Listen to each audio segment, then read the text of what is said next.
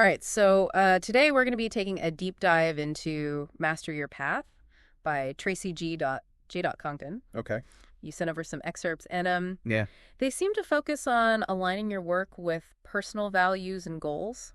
Mm. It seems like you're trying to find that sweet spot where passion meets productivity. It seems that way. Mm. And Congdon definitely provides a blueprint for that. Okay. He blends practical strategies with some thought-provoking concepts. Interesting. He even draws on Napoleon Hill's principles and throws in some ancient Greek wisdom, too. Ancient Greek wisdom. And that's something you don't see in every business book. Right. So before we get into that, what's the foundation of Congdon's approach? It all starts with what he calls your definite chief aim, or DCA. DCA. ADCA. Yeah, and it's more than just a goal. Okay. It's like your compass pointing you towards a life that truly aligns with your values. I like that. And he uses this courtroom analogy, Okay. where he argues that without a DCA, you're like a lawyer with no case. Mm-hmm. You're just wandering around aimlessly. So instead of chasing random opportunities, Yeah. a DCA helps you focus on what truly matters. Exactly. And Congdon argues that having a DCA isn't just about feeling good. Okay. It actually leads to tangible benefits. Such as? Things like increased motivation, Uh-huh. resilience, Mm-hmm. even better mental well-being. Interesting. He suggests that when your work is in sync with your values, Yeah, you're less likely to experience burnout that makes sense. and more likely to find that work-life balance everyone's always talking about. Right. Because if you're constantly battling internal conflict, Yeah. it's going to drain your energy. Exactly. But how do you go from having a vague sense of purpose to actually defining your DCA? That's where Congdon brings in Napoleon Hill's 7 factors for success. Okay. He focuses on the factors that are most relevant to purpose-driven living Uh-huh. and turns theory into actionable advice. So it's not just a list of feel-good principles. Right. It's about putting those principles into practice. Exactly. Take factor #1, for example. Congdon breaks it down into 3 clear steps. Okay. Adopt a purpose, create a plan, and then, crucially, take action. Got it. He emphasizes that a purpose without a plan is just a dream, Right. and a plan without action is, well, just a plan. You need all 3 pieces of the puzzle. You got it. I think a lot of people get stuck in the planning phase. Yeah, They overthink things and never actually get started. I think you're right. And Congdon provides strategies to overcome that inertia. But he also recognizes that action alone isn't enough. Okay.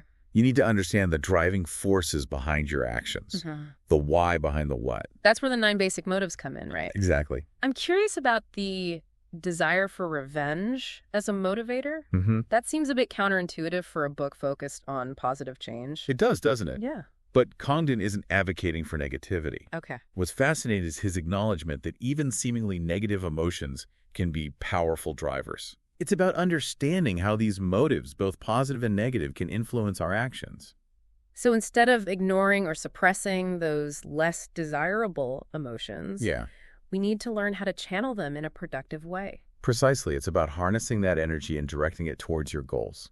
I can see how that ties into the idea of the law of attraction. If we focus on those negative emotions, we're more likely to attract negative experiences. Exactly. And that's where factor #3 comes in, the power of the subconscious. Okay. Congdon explains that through repetition and emotion, we can program our subconscious minds to work toward our goals. So if we're constantly feeding our subconscious mind with negative thoughts and doubts, it's going to create a reality that reflects that negativity. Yeah. But if we can shift our focus to positive thoughts and beliefs, Yeah. we can start to reprogram our subconscious and create a more positive reality. That's the idea. It's not about denying the negative. Got it. It's about consciously choosing to focus on the positive.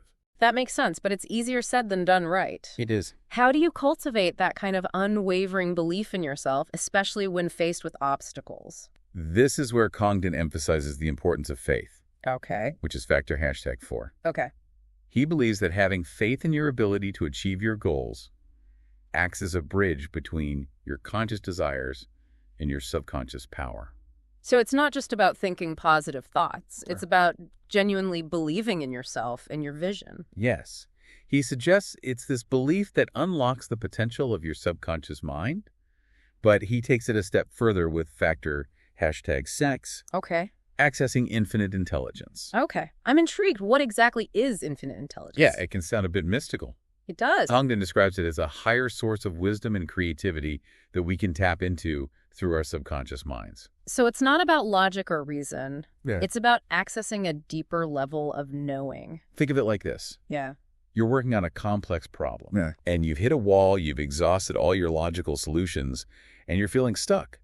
Then suddenly, while you're taking a walk or in the shower, the answer just pops into your head. Ah, the classic aha moment. Zach. It's like a flash of insight comes out of nowhere. That's what Congdon believes we can tap into when we quiet our conscious minds and connect with this infinite intelligence. So it's about trusting our intuition, Yeah, that gut feeling that sometimes guides us in unexpected ways. exactly. And Congdon provides some practical ways to cultivate this connection. Things like meditation, journaling, spending time in nature, anything that helps quiet the mental chatter and create space for those deeper insights to emerge. That makes a lot of sense. It's about creating the conditions for those aha moments to occur.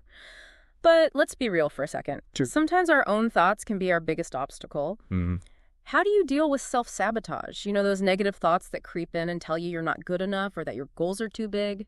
Congdon has a rather clever strategy for that. He introduces this concept of umpastaklos, umopastaklos, a Greek-inspired name for the embodiment of self-sabotage. I love that it's like giving a name and a personality to that inner critic. Yeah. But how does that actually help? He suggests personifying those self-defeating thoughts and attitudes, Uh-huh. almost like creating a character in a story. Oh, okay. By visualizing this character, you can start to separate yourself from those negative thoughts and see them for what they are.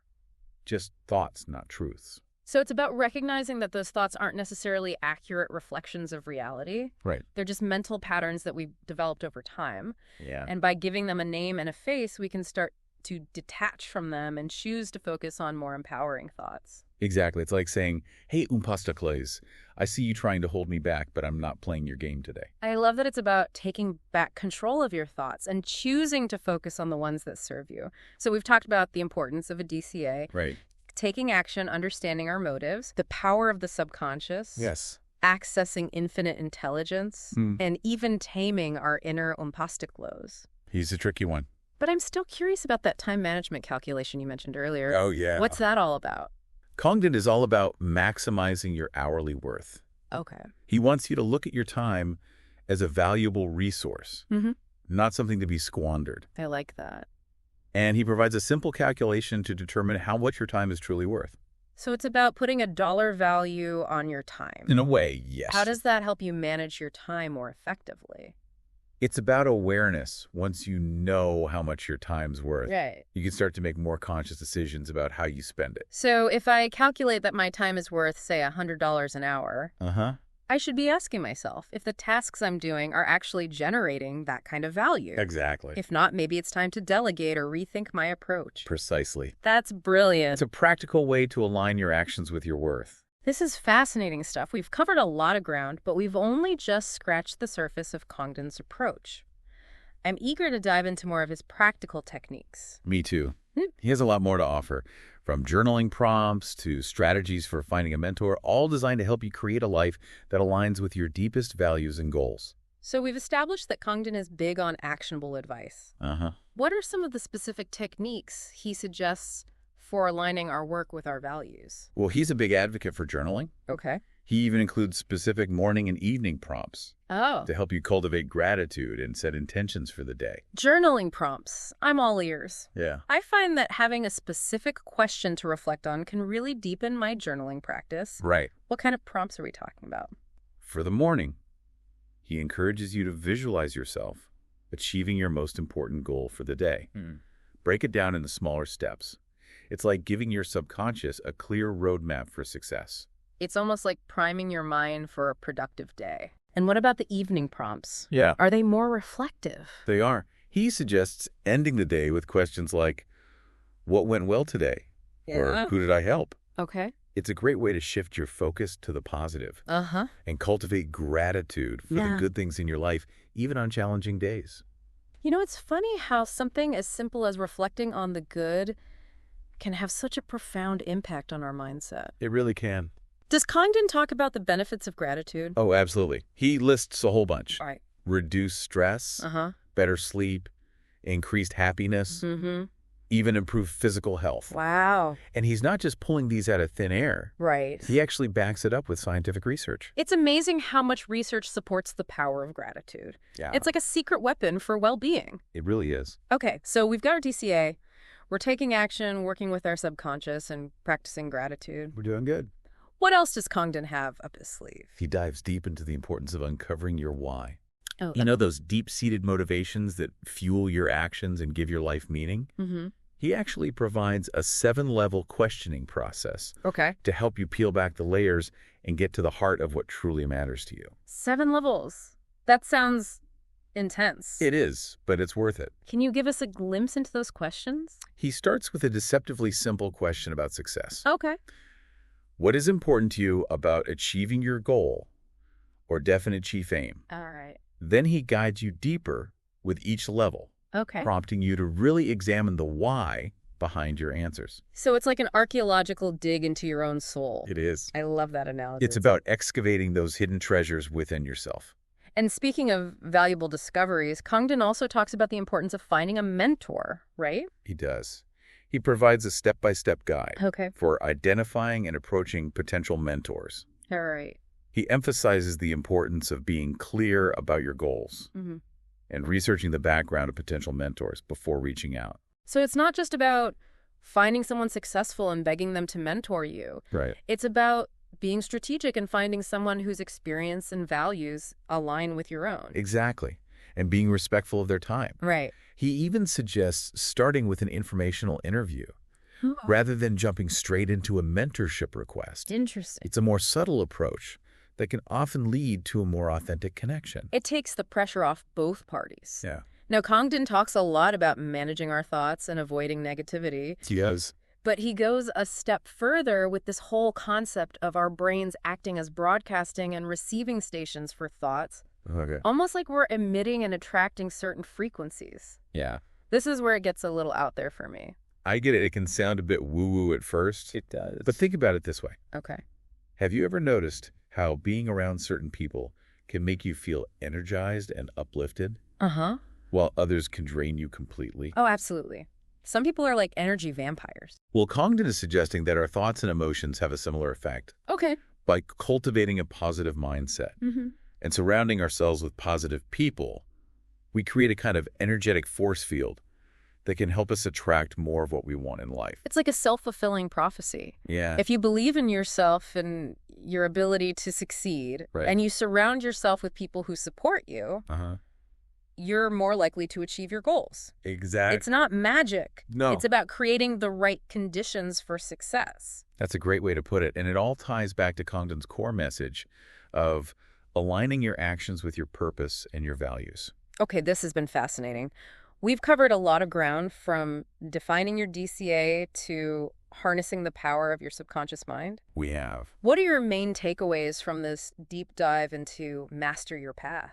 What's really fascinating is how Congdon blends personal development with business strategy. Okay. He doesn't see them as separate entities. Yeah. He believes that by focusing on your personal growth and aligning your work with your values, you can achieve success on all levels. It's not just about climbing the corporate ladder. Right. It's about creating a fulfilling life. Exactly. And that's a message that really resonates with me. Me too. And I think it will resonate with our listener as well. I hope so. Remember those suggested readings we mentioned earlier? Yes. The Source by Dr. Tara Swart Uh-huh. and 3 Feet from Gold by Dr. Greg Reed and Sharon L. Lecter. Yeah. Those books delve deeper into these concepts and could offer some valuable insights. Great suggestions. So to wrap things up, what's the one thing you want our listener to take away from this deep dive into master your path? Congdon leaves us with this powerful thought. Think of the universal laws like a river. Okay. Working with them is like moving in harmony with the current. Mm-hmm. It makes you wonder, Yeah. are you swimming upstream or downstream in your own life? That's a great question to ponder. Are we fighting against the current, or are we flowing with the natural energy of the universe? Exactly. And Congdon provides a roadmap for finding that flow, for aligning ourselves with our purpose and creating a life that truly feels authentic and fulfilling. That's a powerful way to think about it. Are we working with the universe or against it?